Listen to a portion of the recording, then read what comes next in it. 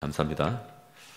하도 짧은 성경 본문이라서 우리 한 번 더 읽고 주의 말씀 증거하겠습니다. 마태복음 27장 46절입니다. 마태복음 27장 46절입니다. 성경 다 찾으셨죠? 중간중간에도 여러 번 읽을 겁니다. 오늘 같이 읽겠습니다. 시작! 제9시쯤에 예수께서 크게 소리질러 이르시되 엘리 엘리 라마 사박다니 하시니 곧 나의 하나님 나의 하나님 어찌하여 나를 버리셨나이까 하는 뜻이라. 아멘. 오늘 임마누엘을 위한 십자가, 임마누엘을 위한 십자가라는 제목으로 주의 말씀 증거하겠습니다. 그 전에 조금 뒤늦게 오신 분들도 계시니까 한 번 더 인사하셨으면 좋겠습니다. 개나리 같습니다. 그렇게 한번 인사하겠습니다. 아우 개나리 같습니다. 감사합니다. 앞뒤로도 한 번 더 인사하시죠. 벚꽃 같습니다. 너무 서로 민망해 하시는 것 같은데 진짜 벚꽃 같습니다. 주님께는. 감사합니다. 오늘 주일 설교도 그렇지만 남은 5일 동안 새벽기도 진행할 때 본문이나 내용은 대부분 십자가 새롭게 읽기라고 하는 우리가 함께 선정한 책에 대부분 있는 내용입니다. 뭐 똑같이 할 수는 없고요. 기억하시면 좋겠고 좀 무겁습니다. 내용이. 그러나 우리 부활하신 주님이 그렇게 무거운 건 아닙니다. 하지만 무거운 내용은 무겁게 전하고 또 들으시길 바랍니다. 이렇게 말씀드리는 까닭은 일부 때 심각하더라고요. 아시겠죠? 그래 마음을 다잡고 설교를 들으시면 좋을 것 같습니다. 임마누엘을 위한 십자가라는 말씀인데요. 시간 차이, 시차에 대해서 먼저 얘기하고 싶습니다. 나라별로 우리 시간 차이가 좀 날 때가 있죠. 그래서 시간 차이, 시차라는 것이 참 신기할 때가 많습니다. 어제 오후 3시에 폰에 보니까 뉴질랜드라고 하는 남반구에 있는 나라는 저녁 6시더라고요. 우리는 오후 3시인데 거기는 저녁 6시에 벌써. 거긴 또 계절도 우리하고 정반대인 거 아시죠? 우리는 이제 이게 봄이요? 벌써 여름 온 것 같은데 하는데 거기는 쌀쌀한 가을입니다. 좀 있으면 한여름에 겨울 맞이합니다. 이상한 말이군요. 한여름에 겨울이 됩니다. 거기는. 참 시간 차이라는 것이 참 묘한 기분을 줍니다. 2000년 전에 유대인들, 이스라엘이 사용하던 시간도 지금과 같지 않았습니다. 우리보다 6시간 느렸습니다. 그래서 항상 6시간 더해서 생각해야 합니다. 오늘 마태복음 27장 45절을 읽지는 않았지만 거기 보시면 제6시로부터 라는 말이 나옵니다. 그러면 몇 시입니까? 대답은 하지 마십시오. 안 해도 됩니다. 12시입니다. 6시간 더 해야 된다고 했잖아요. 낮 12시라는 얘기입니다. 한창 더워지기 시작할 때입니다. 이스라엘과 그 유대 지방 전체가 더운 여름과 덜 더운 여름이 있을 뿐이지 거기는 추운 날은 없습니다. 한창 더워지기 시작할 12시, 또 태양볕이 뜨겁게 내리쬐을 것 같은 그런 낮 12시에 예수님께서 십자가에 이미 못 박혀 계셨습니다. 날씨가 그렇게 나쁘지 않은 걸 어떻게 짐작하느냐고요? 바로 그 낮 12시에 갑자기 온 땅에 어둠이 가득 찼다, 임했다라고 합니다. 그전에는 어느 정도는 밝았던 것 같습니다. 그 어두움이 제9시, 다시 말해서 오후 3시까지, 낮 12시로부터 오후 3시까지 깜깜한 어둠이 온 땅에 퍼졌습니다. 우리로 치자면 3시간 동안 무슨 계기 일식이 일어난 것 같고 혹은 갑작스럽게 무슨 밤이 된 것처럼 온 유대 땅이 캄캄해져 버린 것입니다. 그러다가 그 제9시 오후 3시가 되었을 때 말입니다. 3시간 동안 캄캄했는데 예수님이 갑자기 크게 소리를 질렀습니다. 한 이틀에 걸쳐서 죽을 만큼 맞았습니다. 예수님은. 온몸에 피가 흐르고 있고 십자가에 매달려서 숨조차 쉬기 어려운 상황입니다. 아시는 분들은 아시겠지만 십자가형을 당하면 대체로는 호흡 곤란으로 죽습니다. 피가 다 빠져나가는 상황이고 매를 많이 맞은 사람들은 숨을 쉬기가 어려워서 오르내리기를 반복하다가 매달린 채로 심정지를 하는 때가 많다라고 합니다. 그만큼 어려운 상황입니다. 힘을 내기가. 그런데 예수님은 가지고 있는 힘을 다 끌어모은 것처럼, 있는 힘을 다 쥐어짠 것처럼 힘을 다해서 크게 소리를 지르셨습니다. 크게 소리 지르신 말씀을 가상칠언 중에 하나라고 합니다. 가상칠언이 뭡니까? 성경에 이런 단어, 이런 표현은 없습니다. 다만 우리 이해를 돕기 위해서 교회가 만든 말입니다. 예수님이 가상, 십자가 위에서 7원 7마디 말씀하신 것을 뜻합니다. 십자가 위에서 말씀하신 마지막 7마디를 가상 7원이라고 합니다. 그 중에 마태복음에 나오는 가상 7원 중에 하나는 조용히 나긋나긋하게 하신 말씀이 아니라 죽을 힘을 다해 크게 소리치신 것입니다. 죽을 힘을 다해서 힘을 다 쥐어짜서 외치고 계신 그 마지막 메시지인 것입니다. 뭐라고 하셨습니까? 엘리, 엘리, 라마 사박단이라고 했습니다. 이렇게 잠잠하게 읊조린 것이 아니라 죽을 힘을 다해서 크게 소리 지르셨습니다. 이것은 아람어입니다. 헬라어가 아니라. 뜻은 성경에 나와 있습니다. 엘리 엘리, 나의 하나님, 나의 하나님, 라마, 어찌하여 왜 사박단이 버리셨습니까? 라고 묻는 것입니다. 하나님이 예수님을 버리셨다라고 합니다. 예수님은 철저하게 버림당하셨습니다. 예수님은 육체적으로, 정신적으로, 관계적으로, 영적으로 철저하게 혹독하게 버림을 당했습니다. 예수님이 우리의 죄를 대신 지고 십자가에 매달리셨는데, 그래서 가장 나중에 하나님께마저도 버림받아야 했습니다. 온 땅의 어두움은 마치 하나님의 등을 보는 것 같습니다. 우리 죄를 지신 예수님께서, 하나님께서 등을 돌리신 시간이었습니다. 이처럼 가상칠언 중에 첫 번째 마태복음의 가상칠언은 버림받은 예수님을 집중해서 조명합니다. 버림받은 예수님을 통해서 하나님이 우리에게 전하는 그 메시지는 무엇이 있을 것 같습니까? 버림받은 예수님을 통해서 우리에게 무엇을 말씀하시는 것 같습니까? 첫째로 한번 따라하겠습니다. 혹독하게 버림받을 수 있습니다. 한 번 더 하겠습니다. 혹독하게 버림받을 수 있습니다. 여러분, 예수님은 하나님의 아들이십니다. 예수님은 하나님의 아들이신데도 버림받아야 했습니다. 어떤 버림을 당하셨습니까? 이런 얘기를 해보죠. 예수님께서 얼굴을 땅에 대고 기도하셨습니다. 죽기 살기로 기도했습니다. 하나님 아버지, 할 수 있으면 이 방법은 피하게 해달라고 기도하셨습니다. 나의 원대로는 마시고, 하지만 하나님이 원하시는 대로 하시기를 마지막에는 기도했습니다. 그리고는 버림당했습니다. 내가 원하는 대로 해결되지 않았고 원치 않는 버림을 당하신 것입니다. 어디 그뿐입니까? 제자가 고발해서 대제사장들과 장로들의 손에 잡혀갔습니다. 대제사장 가야바라는 작자 앞으로 끌려갔더니 장로들이 모여 있었습니다. 그리고는 다짜고짜 하나님의 아들 맞느냐, 구원자 맞느냐 다그쳤습니다. 맞다고 했더니 모독이라고 얼굴에 침을 뱉었습니다. 주먹으로 때리고 손바닥으로 때렸습니다. 여기저기서 주먹과 손바닥으로 내리쳤습니다. 조금도 나아지지 않았습니다. 내가 구원하려고 하던 사람들에게 침뱉음을 당하고 주먹과 손바닥으로 맞으면서 종교 권력에 의해서 버림을 당했습니다.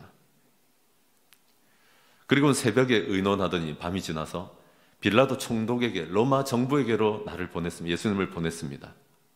잠깐 나아지는가 했는데 유대인의 왕이냐고 물었습니다. 여기서는 아까는 하나님의 아들이냐고 묻더니, 그래서 대답도 안 했는데 유대인들이 미워서 혐의점이 없지만 넘겨준 줄 알면서도 십자가에 못 박으라고 하는 십자가 사형 선고를 내렸습니다. 그러자 빌라도 총독의 군인들이 그렇게 채찍질을 해댔습니다. 우리가 아는 대로 동물들의 뼈 조각을 달아서, 납을 달아서 등이 다 찢어지는 그런 채찍질입니다. 예수의 옷을 벗기고 희롱했습니다. 침 뱉고 머리를 때렸습니다. 오해가 풀리기는커녕 더 걷잡을 수 없이 되면서 사형 선고가 진행이 되었고, 온몸의 살점은 떨어져 나가고 채찍질 당하고 옷 벗기는 수치를 당했습니다. 십자가형은 속옷 하나도 입히지 않고 그 당대에 진행을 했습니다. 권력에 의해서도 철저히 버림받았습니다. 십자가 기둥 하나를 이고 지고 더 이상 갈 힘이 없게 되자 쓸개 탄 포도주, 마취제 같은 것인데, 진통제 같은 것인데 이것을 먹이려고 했지만 예수님은 거절하셨습니다. 이윽고 십자가를 못 박아서 세웠습니다. 예수님 좌우에 강도와 함께 못 박혔습니다. 예수님이 매달린 십자가 좌우에 강도에게조차도 조롱과 욕을 먹어야 했습니다. 지나가는 사람들도 모욕했습니다. 그리고는 낮 12시가 되어서 오후 3시까지 온 땅에 어둠이 덮였습니다. 무슨 얘기입니까? 사람들에게, 하나님에게, 가장 사랑하던 사람들과 하나님에게조차 버림당하신 것입니다. 정리하자면 제자들에게 팔리고, 제자들에게 배신당하고, 종교 권력에게 뺨맞고, 현실 권력에게 살이 터져나가고, 이제 하나님마저도 예수님께 등을 돌렸습니다. 철저하게 혹독하게 버림당한 것입니다. 엘리 엘리 나의 하나님 라바 사막다니 어찌하여 나를 버리셨습니까? 우리 예수님께서는 그 순간에 하나님께 그렇게 물으신 것입니다. 예수님은 이런 삶을 모두 겪었습니다. 건강에게 버림받고, 힘과 권력에게 버림받고, 가장 사랑하는 사람에게 버림받고, 제자들에게 버림받고, 하나님께 버림받는 혹독한 버림을 당해보셨습니다. 절대 무력하고 절대 고독했습니다. 이 혹독한 버림을 당하면 우리는 절대적으로 무력하고 절대적으로 고독하고 절대적으로 소망을 잃게 됩니다. 여러분, 어떤 의미에서 우리들도 지난 3년간 코로나19를 지나오면서 혹독하게 버림당한 것 같습니다. 우리도 혹독하게 버림당하는 시간이었습니다. 서로를 버려야 했고 버림당해야 했습니다. 어떻게 버림받았습니까? 가족들에게 먼저 혹독하게 버림을 많이 당했습니다. 지난 3월에 Save the Children이라고 하는 아동 구호 기관의 통계에 따르면 코로나가 있기 전에는 아동 100명 중에 8명이 가정학대와 폭력을 당했습니다. 그런데 코로나 3년을 지나면서 이제 100명 중에 20명이 당하고 있습니다. 아시겠지만 집에 갇혀있는 시간이 많아지면서 어디 오갈 데 없어지면서 아이들을 향한 그 폭력이 끊이질 않고 있습니다. 그뿐만 아닙니다. 여러분, 코로나19로 아이들은 학교에서도 버림을 철저히 당하고 있는 것 같습니다. 우리나라 경험만을 생각하시면 안 됩니다. 아프리카 남동쪽에 있는 국가들의 통계를 보니까 지난 3년 동안 선생님과 의미 있는 접촉을 아예 못한 아이들이 10명 중 8명입니다. 10명 중 8명은 선생님을 제대로 만나본 적이 없습니다. 그뿐만 아닙니다. 우리나라도 상황은 좀 나았다고는 하지만 오랜 기간 등교를 못할 때가 있었고 띄엄띄엄 학교에 가서, 아이들 학교에 가보셨습니까? 책상 위에 3면이 가림막이 되어 있습니다. 앞면만 있는 것도 아니고 3면의 가림막으로 아이들과 아이들 사이에 쳐져 있습니다. 식사할 때도 맞은편에 있는 아이들밖에 못 보고 식사를 한다고 합니다. 아마 경험하신 분들도 계실 텐데 아이들이 소풍 간다고 들떠 있다가 확진자 생겨서 취소된 게 한두 번이 아닙니다. 수학여행요, 그거 어떻게 갑니까? 우리들에게는 추억이 되어 있는 것이 아이들에게는 얼마나 사치스럽고 꿈에나 나올 것 같은 얘기인지 모릅니다. 연달아서 2번 다 못 간 아이들도 있습니다. 아이들도 학교에서 코로나로 인해서 혹독하게 버림을 당한 것 같습니다. 코로나 기간 동안 영적으로도 버림받을 때가 많았습니다. 소리가 갑자기 좀 이상해졌네요. 네. 제가 2020년도에 부산 은항교회라고 하는 좀 큰 교회 수련회 강사로 가 있었습니다. 그때만 해도 여름이든 겨울이든 수련회 강사로 몇 번씩 가야 될 때가 있었습니다. 근데 제가 공식적인 수련회는 그 강사가 마지막이었어요. 그 뒤에는 의미 있는 수련회가, 물론 제가 무능해서 그럴 수도 있지만 거의 일어나지 않습니다. 일어난다 해도 제가 꼭 가는 수련회가 있는데 비대면으로 하는 것으로 다 전환해서 따로 사전 녹화해서 보내고 뭐 이렇게 했었습니다. 우리도 영적으로 버림받은 것 같지만 아이들도, 우리 어린아이들과 청소년들이 지난 3년간 혹독하게 영적으로 버림받았다는 거 잊으시면 안 됩니다. 아마 집에서 그런 증상이 나오는 아이들이 있을 겁니다. 온전하게 주일학교, 별것 아닌 것 같지만 주일학교를 다닌 아이들과 그런 기간을 갖지 못한 아이들이 다를 수밖에 없습니다. 교회 안에서도 신앙을 이유로 서로 버리곤 했었습니다. 여러분 처음을 한번 추억해 보십시오. 기억나십니까? 비대면 예배를 어떻게 예수 믿는 사람들이 이 질병 따위 때문에 할 수 있느냐라고, 그건 신사참배하는 거라고. 여러분 비대면 예배하면 진짜 손가락질 당했었습니다. 처음에. 그러다가 그 교회 확진자 나오니까 하던데 뭘 그렇게 싸웁니까? 지혜도 없이. 물론 처음 겪어봐서 그럴 겁니다. 이제 백신이 나왔더니 백신을 둘러싸고는 음모론을 펼치면서 이거 맞으면 안 된다 하는 사람들과 예수 믿는 사람들이 앞서서 먼저 맞아야 되지 않느냐고 또 서로 질타했었습니다. 얼마나 아팠는지 모릅니다. 그뿐만 아닙니다. 여러분, 신천지 문제가 터지고 나서 코로나에 관련해서 교회에 누구 왔을 때 두렵지 않던가요? 이거 다가가기 좀 어려웠어요, 사실. 여러분, 그 중에는 정말 살고 싶어서, 예수 믿는 우리도 이렇게 두려운데 부담이 됐었는데 살고 싶어서 교회에 온 사람들이 있었습니다. 근데 우리는 많은 경우에 신천지 보듯이 받고 이 사람들을 어찌할 바를 알지 못했습니다. 지금도 3년째를 들어서면서 교회들마다 별로 VIP나 새가족에 대한 기대가 별로 없습니다. 올 것 같지도 않고 와도 좀 이상하다고 생각 많이 한 것 같습니다. 코로나 기간 동안 현실 권력으로부터 버림받아야 했습니다. 아실 겁니다. 단지 교회라는 이유만으로 미흡한 점도 우리가 있었겠지만 필요 이상으로 언론을 통해서, 정부를 통해서 코너에 몰리고 버림받아야 했습니다. 교회가 말입니다. 이건 뭐 더 말 안 해도 아실 겁니다. 코로나 3년 동안 어떠셨습니까? 희망 고문 당하지는 않으셨습니까? 기적처럼 백신이 1년여 만에 진짜 만들어질 때 다 된 것 같지 않았습니까? 환호했는데 백신 한 방 맞으면 될 줄 알았는데 이제 벌써 1,500만 명이 우리나라에서도 확진되셨습니다. 감사한 것은 사망자가 2만 명뿐이라는 것입니다. 그걸 감사해야 되는지 모르지만 더 엄청날 수 있었는데 코로나 오미크론 상황에서 걸려서 다행인 것 같습니다. 아직도 코로나로 우리가 버림받은 것 같습니다. 치유는 멀어 보입니다. 한창 진행 중이니까. 그러면서 여러분, 하나님께 버림받는 것 같은 기분까지 가지 않으셨습니까?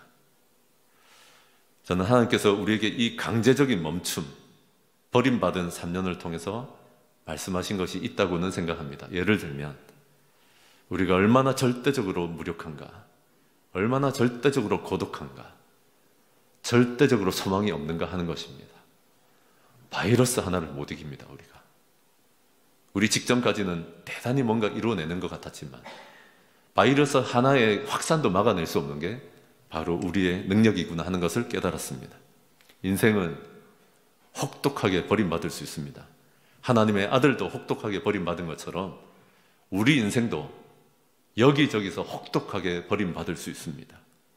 가족들에 의해서, 아내와 남편에 의해서, 자식들에 의해서, 권력에 의해서, 건강에 의해서 버림받았을지라도 그게 인생입니다. 혹독하게 버림받을 수 있습니다. 여러분, 이처럼 가상칠언 중에 첫 번째 마태복음의 가상칠언은 버림받으신 예수님을 집중해서 조명합니다. 버림받은 예수님을 통해서 우리에게 전하시는 메시지는 무엇일까요? 첫째는 방금 나눈 대로 우리 인생이 혹독하게 버림당할 수 있다는 것과 그럴 때 우리는 절대 무력과 절대 고독을 느낄 수 있다는 것입니다. 둘째는 한번 따라했으면 좋겠습니다. 임마누엘을 위해서 버림받았습니다. 한 번 더 하겠습니다. 임마누엘을 위해서 버림받았습니다. 마태복음 27장 46절입니다. 마태복음 27장 46절 한 번만 더 읽어주시면 좋겠습니다. 시작.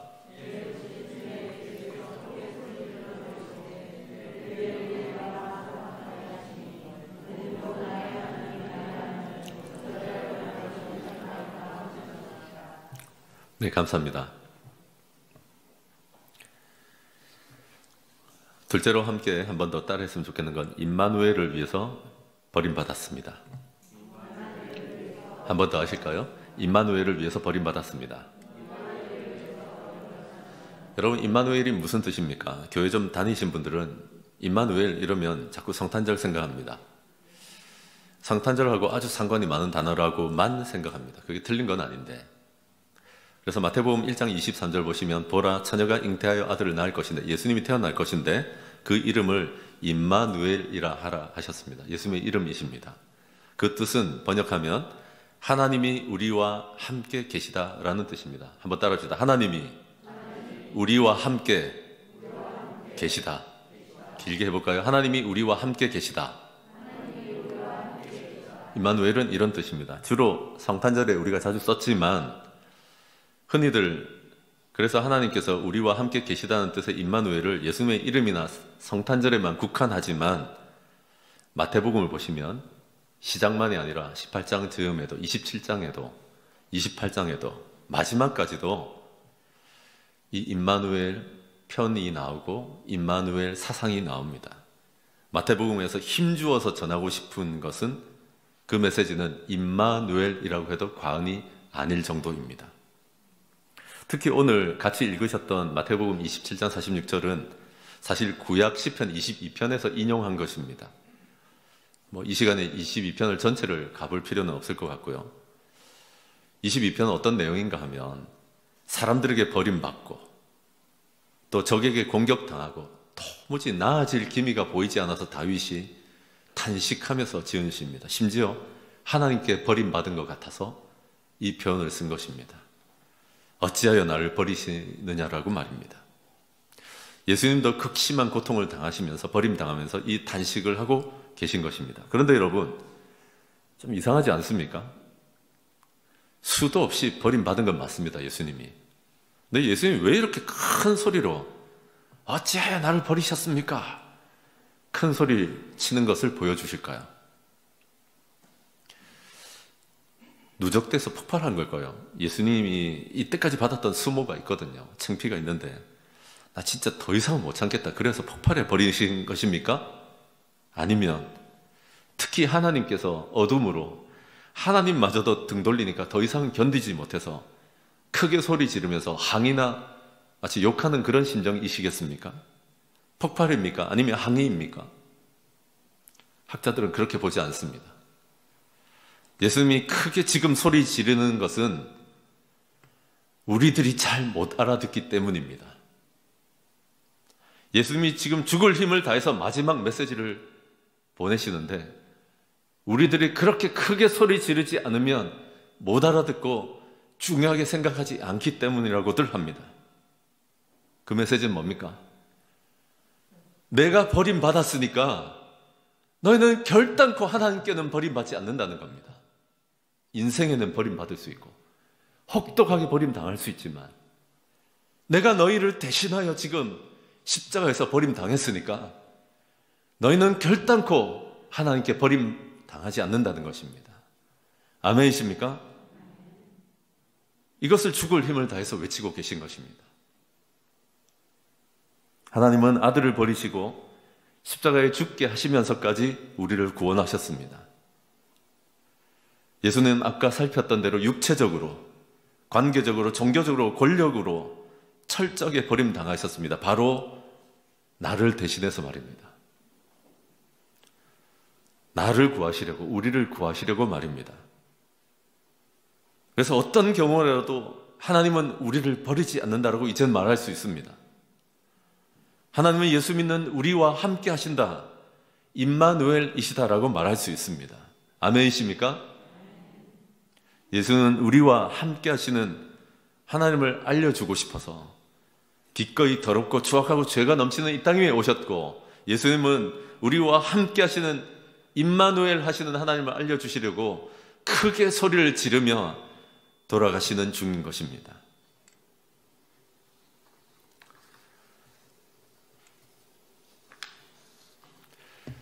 우리가 함께 읽는 책에도 나오지만 얼마 전에 제가 인용했던 분입니다. 15년 전쯤입니다.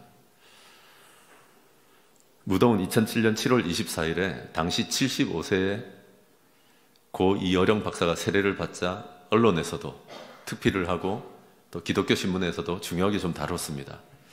그분이 고 이어령 박사가 우리나라 대표 지성인이자 무신론자여서 20, 30대를 지날 때는 교회를 핍박하고 교회를 욕하는 글 많이 썼습니다. 그런데 이 사람이 뭐가 답답해서, 뭐가 아쉬워서 세례를 받나?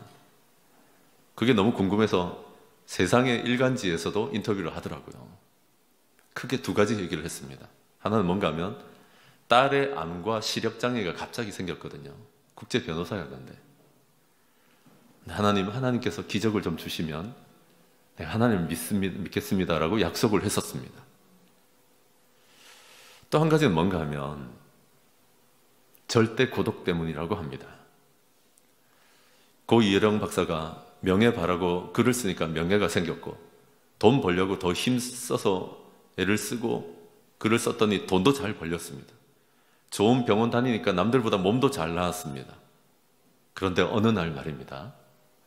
너무 외로워가지고 극장에서 영화를 봤는데 여전히 외로운 거예요. 너무 외로워서 내가 좋아하는 글을 잔뜩 읽었는데 그래도 마음이 채워지지 않고, 아, 혼자구나. 세상에 그냥 나 혼자구나. 그렇게 여겨지더래요. 절대 고독을 느낄 때 어디로 가야 되는가라고 고민하기 시작했습니다. 누구도 피해갈 수 없는 사람이 겪어야 되는 그런 고통입니다. 절망해보지 않은 사람은, 그래서 어쩌면 절대로 믿음 가지기 어렵다라고 이어령 박사가 얘기합니다. 코로나도 마찬가지입니다. 코로나가 왔잖아요. 근데 코로나가 왔는데 별로 불편한 것이 없었던 분들 계실 거예요, 아마. 몸도 뭐 별로 불편할 게 없었고, 돈도 K자형 회복이라고 해서 지금 코로나 3년 동안 없는 사람들은 더 가난해지지만 있는 분들은 더 많이 이자가 붙고 있는 거 아세요? 전혀 불편할 게 없는 분들이 계세요. 몸도 경제적으로도. 근데 죄송한데 그분들이 빠질 수 있는 함정은 뭔가 하면 자기 파괴라고 하는 극적인 것 없이는, 불편하지 않고서는 세상에서 편안한 사람은 진짜 예수 믿기 어렵습니다. 하나님 받아들이는 게, 이런 코로나가 왔는데도 절망 안 합니다. 고독 안 합니다. 할 수 있는 모든 짓을 다 합니다. 섬을 사더라고요, 섬을. 자기 가족만 가 있을 수 있으려고.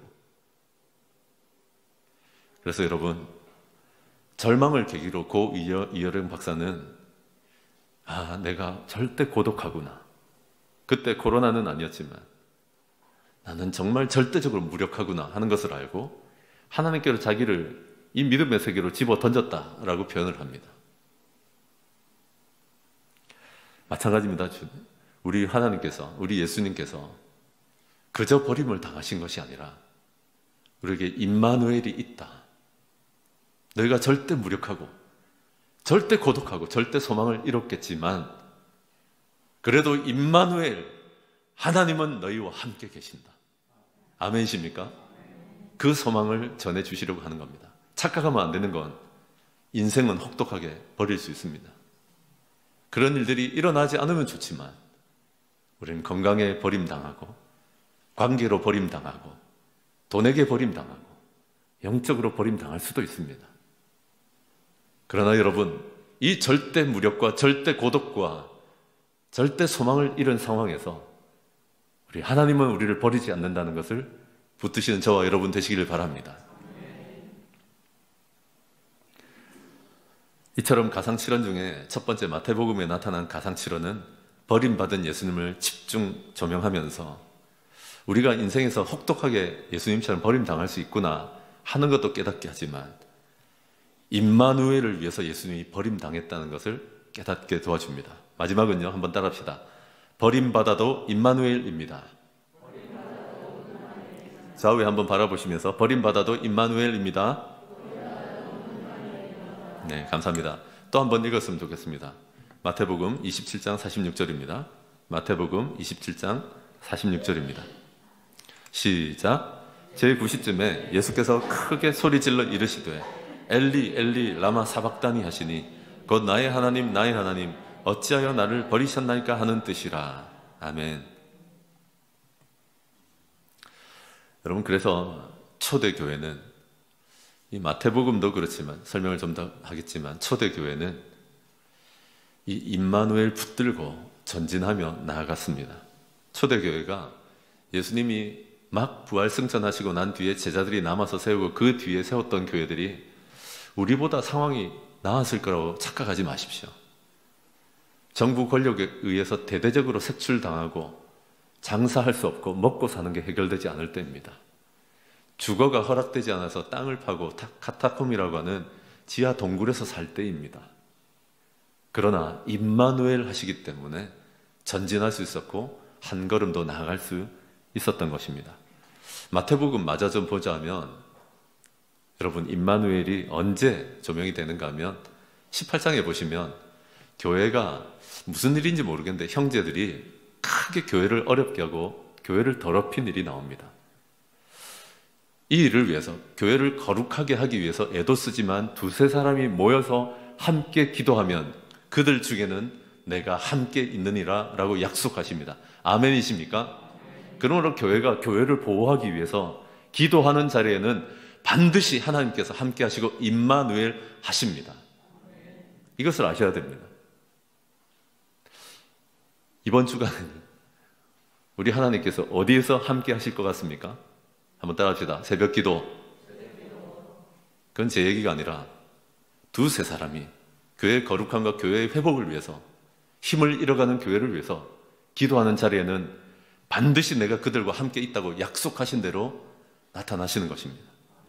하나님을 잃어버리고 하나님을 체험하지 못하고 그저 힘이 빠진 채로 살아가고 계시는 분들 계십니까? 지난주에 제가 말씀드렸죠. 한 달만 아침 저녁으로 하나님 살아계시다면 제가 그걸 알 수 있도록 좀 체험하게 도와주십시오 했잖아요. 한 번 더 구체적으로 말씀드릴게요. 그래 놓고 이번 주간에 고난주간 새벽기도 하는데 하나님은 오른쪽에서 일하고 계신데 나는 왼쪽에 가 있어. 한번 따라합시다. 그래서 안 되는겨. 그래서 안 되는 겁니다. 하나님은 오른쪽에서 삽질해라 그러시는데 자기 혼자 그건 아닌 것 같아. 새벽기도는 인생 낭비인 것 같아. 그래서 왼쪽에 계속 가 있는 겁니다. 제가 1부 때도 이 질문을 했습니다. 여러분, 가슴팍에 손을 얹고 한번 생각해 보세요. 여러분은 새벽기도 나올 것 같으세요? 안 나올 것 같으세요? 하나님 보시기에. 이게 안 나올 것 같은 건 심각한 거예요. 굉장히 의미 있는 질문입니다. 내가 진짜 하나님 앞에서 볼 때 나는 교회가 1년에 2번, 3번밖에 안 하는 새벽기도에 나올 것 같은 사람입니까? 안 나올 것 같은 사람입니까? 하나님이 그거 모를 것 같습니까? 교회가 두세 사람이 함께 모여서 기도하는 자리, 그 축복을 놓치지 마시길 바랍니다. 교회는 그것도 좀 있어야 돼요. 함께 합심하여 기도하는 새벽기도에 나왔더니 하나님이 이런 응답을 주셨다는 게 있어야 됩니다. 제가 사역하던 곳에는 꼭 무슨 일이 일어나냐면, 우리는 이제 청년들이 많이 없는데 꼭 그때 기도해가지고 중매 받아가지고 결혼하는 친구가 생겨. 할렐루야. 근데 그거 별것 아닌 것 같은데 청년들은 그거 다 기억해요. 한 장로님 딸이 그랬거든요. 지지리도 기도 안 하더니 새벽에 와서 그렇게 기도하더니 그 주 금요일에 중매 서가지고 지금 결혼해 잘 산다는 거 아닙니까? 할렐루야. 저도 그랬어요. 제가 이제 자그마한 교회 다니고 있을 때 청년 때였는데 사직동 교회라고 하는 큰 교회에서 우리 교회 담임 목사님 부임해서 왔는데 뭘 해보고 싶잖아요. 많이 하려고 하잖아요. 아유 세상에 40일간 새벽 기도를 하겠다는 거예요. 우리 교회가 새벽 기도 안 나와요. 내가 알아요. 우리 어르신들 교회 별로 새벽 기도 안 나오던 분들이거든요. 혼자 제가 생각에 하나님의 은혜를 삼아야지, 하나님이 정말 나를 붙들어 주셔야 돼, 이런 거 없고, 아유 누가 나오겠어, 나라도 가야지. 진짜 이 마음, 인간적인 마음. 지하철 2구간 정도 떨어져 있었는데 새벽마다 뛰어갔습니다. 좀 더 일찍 일어나면 될 건데 20대 초반이니까 잠이 얼마나 많이 왔겠습니까? 근데 하나님이 저를 위해서 기억하세요. 그때를. 저는 사실 진짜 인간적으로 봤어요. 머릿수 채우려고. 네, 하나님 어디 계십니까? 하는 순간이 올 때마다 그 장면이 떠오르게 하세요. 그 누가 새벽에 뛰어갔던 거 내가 기억한다. 세상이 너를 버려도 나는 너하고 함께 있다. 아멘이십니까? 이번 새벽 기도는 출석부 없습니다. 일일이 체크 안 할 겁니다. 목자 목녀는 알겠지만. 그런다고 하나님이 안 보시는 건 아닙니다. 하나님께 좀 사랑의 빚을 지어두세요. 하나님, 나 하나님께 지금 새벽 기도할 상황 아닌데 이까지 나왔는데 저를 좀 기억해 달라고 하시는 저와 여러분 되시길 바랍니다. 하나님은 반드시 임마누엘로 우리와 함께 만나 주십니다. 그리고 여러분 28장에 가면, 마태복음 28장에 또 누구들하고 같이 하신답니다. 내가 세상 끝날까지, 이 사람들은 내가 세상 끝날까지 너와 함께 하겠다라고 하시면 누굽니까? 영혼 구원하여 제자 삼는 복음 전하는 사람들입니다. 목장하는 분들 꼭 기억하십시오. 내가 목장 잘 되느냐, 목장 잘하고 있는 사람, 영혼 구원이 잘 되는 사람들에게 영원히 함께 할 것이다, 너가 말고, 이렇게 말씀하십니까? 아니라 그냥 시도하고 있는 그 자체를 귀하게 보십니다. 영혼 구원하여 제자 삼는 사람들은 세상 끝날까지 주님께서 함께 하십니다. 아멘이십니까? 그것을 알기 때문에 초대교회, 예를 들어 사도 바울만 해도 그렇습니다. 사도 바울이 인생을 보시면 참 고린도 교인들도 진짜 잔인해요. 사도 바울한테 뭐라고 하는지 압니까? 예수가 그렇게 좋다면서, 하나님이 좋은 분이라고 그러면서 당신은 왜 그렇게 고난이 많냐라고 집요하게 물어봅니다. 당신의 복음은 복음이 아닌 것 같고 당신도 사도가 아닌 것 같다고 그럽니다. 예수 복음 신뢰 못하겠다 그럽니다. 그때 고린도서 4장 7절에 바울이 초라하지만 뭐라고 얘기하는지 압니까? 내가 고난 중에 받는 위로로서 고난 많은, 수많은 고난 겪는 너희들 위로하라고 하나님 나에게 이런 인생을 허락하셨다라고 말합니다. 아멘이십니까? 맞다, 너희 말대로 나는 수많은 솔직히 시련을 당했고 어려움도 당하지만, 사방에 우겨싸움을 당하고 짓눌리고 힘들었지만, 스트레스 받았지만 함께 하시는 하나님 때문에, 임마누엘 때문에 넉넉히 이긴다라고 말합니다. 아멘이십니까? 여러분들 중에도 있지 않으세요? 유난히 지난 3년뿐만 아니라 인생에 겹겹이 고난이 많았던 분들 계십니까? 하나님은 그 고난을 넘는 위로를 주실 것입니다. 함께 하시면서 이기게 하십니다. 그래서 여러분 히브리서 13장도 보시면 이 교회도 마찬가지입니다. 여러분 살기 어려워지면 얼마나 물질에 대해서 탐욕스러워지고 염려하게 되는지 아시죠? 우리가 요즘 겪어보지 않습니까? 뭐 안 일어나도 코로나이기 때문에 굉장히 움츠러들고 투자도 잘 안 됩니다. 그때 히브리서 13장에서 하나님 뭐라고 하시는가 하면, 내가 결코 너희를 버리지 않는다. 그러니 돈 사랑하지 말고 가진 바를 족한 줄 알고 염려하지 말라고 하십니다. 돈 사랑하지 말고 가진 바를 족한 줄 알라고 하는 이유가 뭡니까? 어디 숨겨놓은 땅이 있답니까? 아니라 내가 결코, 하나님 아버지가 결코 너를 버리지 않는다라고 하시는 것입니다. 아멘이십니까? 그래서 초대교회는 그 몹쓸 어려움을 당하고 핍박을 당하고 박해를 당해도 13장에 보시면 형제를 여전히 사랑하고 손님 대접하고 밥 먹이고 오히려 갇힌 자들을 도왔습니다. 지난주에 이제 수요일에 살아있는 믿음에 대해서 전하면서 갇혀있는 사람, 헐벗은 사람, 확진된 분들이다 라고 말을 했더니 우리 교회는 참 너무 잘하시는 것 같아요. 확진된 분들 계시면 목자 목녀만이 아니라 목원들이 찾아가서 선물을 하기도 하고 챙겨주기도 하고 위해서 기도한다고 메시지 계속 보내고 하시더라고요. 그래서일까요? 중세에 흑사병이 돌 때도 전에 언급했지만 그리스도인들더러 뭐라고 했나 하면 파라볼라노이라고 하는데, 이 말은 기억 안 해도 되지만 위험을 무릅쓰는 자라고 했습니다. 다들 흑사병 걸려서 사람들 버리고 갈 때 예수 믿는 사람들이 걷어들였습니다. 그렇게 할 수 있는 이유는 우리를 결단코 버리지 않고 함께 하시는 임마누엘을 믿고 있기 때문입니다. 아멘이십니까? 우리 신앙의 선배들은, 십자가 믿고 의지하는 분들은 항상 이 임마누엘을 믿고 앞으로 나아갔습니다. 버림받아도 그래서 임마누엘이었습니다. 한 번 더 따라합시다. 버림받아도 임마누엘입니다. 그래서 여러분 오늘 이 말씀을 기억하시면 좋겠습니다. 예수님께서 왜 그렇게 부담스럽게 크게 소리를 지르셨습니까?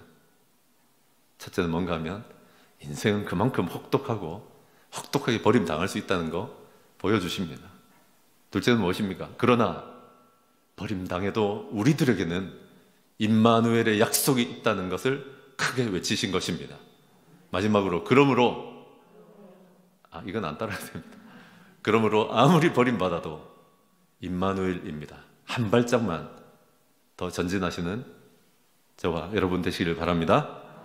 아멘.